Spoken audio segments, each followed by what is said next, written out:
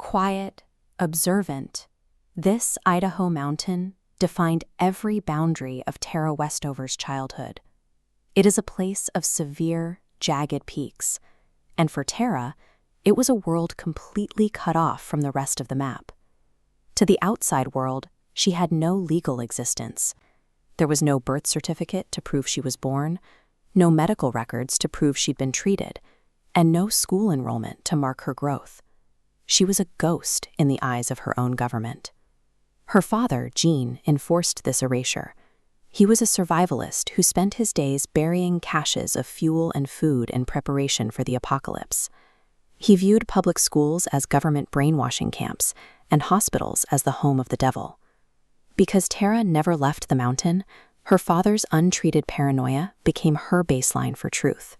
Her entire understanding of the world was built on his fear rather than objective facts. That fear manifested in a dangerous reality. Tara and her siblings spent their childhoods working in her father's junkyard, hauling heavy machinery and sorting rusted iron without gloves or helmets.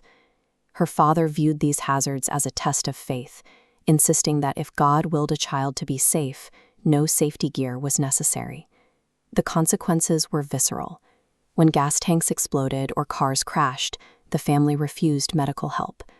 Tara watched her brother suffer through massive burns and her mother endure a permanent brain injury, all treated with nothing but ice and herbal oils, because a doctor was a sin.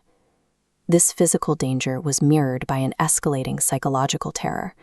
Her brother Sean was prone to sudden, violent outbursts, dragging Tara by her hair and twisting her arms until she screamed. The most damaging aspect was her parents' silence. They watched the abuse, then convinced Tara she was the one at fault. They programmed her to believe she was inherently sinful and that she deserved her brother's rage. When physical pain and emotional terror are the only things you've ever known, you stop identifying them as abuse. They become your environment. Tara was trapped in a prison where the guards had convinced her she was the one who belonged in the cell. The first challenge to this control came from her older brother, Tyler. He secretly studied for years before leaving the mountain for college. He proved to Tara that a world existed where their father's voice wasn't the only one that mattered. At 17, desperate to escape Sean's violence, Tara decided to follow him. She bought textbooks and stayed up until 2 a.m, teaching herself the logic of algebra and the rules of grammar from scratch, having never spent a single day in a classroom. She failed her first attempt at the ACT entrance exam. But she kept studying, and on her second try, she scored high enough to gain admission to Brigham Young University. Through sheer, desperate discipline, Tara had punctured the boundary her father had spent 17 years building around her mind. At college, the physical isolation of the mountain was replaced by a new social alienation. Tara didn't know how to wash her hands with soap or how to navigate a cafeteria. She lived in a constant state of cultural shock, judging her roommates' clothing while they puzzled over her lack of basic hygiene. The gap in her knowledge was exposed during a history lecture. Tara raised her hand to ask about a word in her textbook she didn't recognize. The professor and the students went silent, assuming she was making a cruel joke. Tara had never heard the word Holocaust. She spent that afternoon in the library, discovering that World War II and the Civil Rights Movement were massive global truths her father had actively suppressed. The history of the world was finally being restored to her. A smaller, personal discovery followed. After years of being told that modern medicine was an evil conspiracy, Tara took a single dose of ibuprofen for an agonizing toothache. When the pain vanished in 20 minutes, her mother's lifelong herbal doctrine was shattered by a single white pill. Her academic ascent was a grueling transition. After earning top marks at BYU, a professor encouraged her to apply for a prestigious program at Cambridge. There, she struggled with imposter syndrome, feeling like a fraud among the elite, until her mentors convinced her that her intellect was genuine. That recognition propelled her through a master's at Trinity College, a fellowship at Harvard, and eventually a Ph.D. from Cambridge.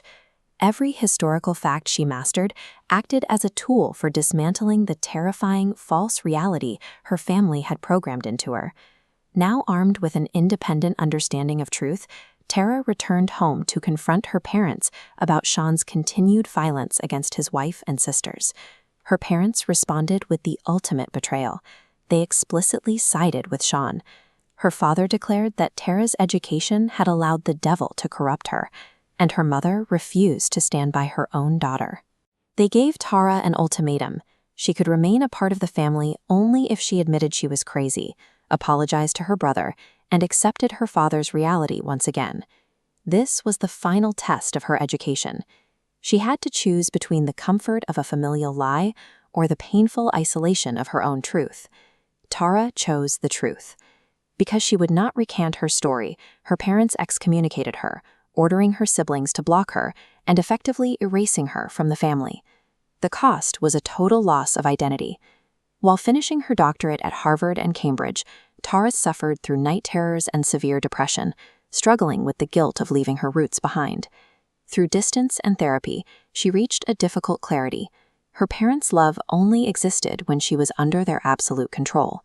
She realized that cutting off toxic abusers wasn't a betrayal, it was a necessary act of survival. Education, in its truest sense, is the ability to evaluate reality with your own eyes and to construct an identity that is independent of your past. It is the process of becoming a person who can stand by their own observations, regardless of the price. Tara Westover's story suggests that it is possible to deeply love your family and miss them every day, while still recognizing that walking away from them is the only way to save yourself.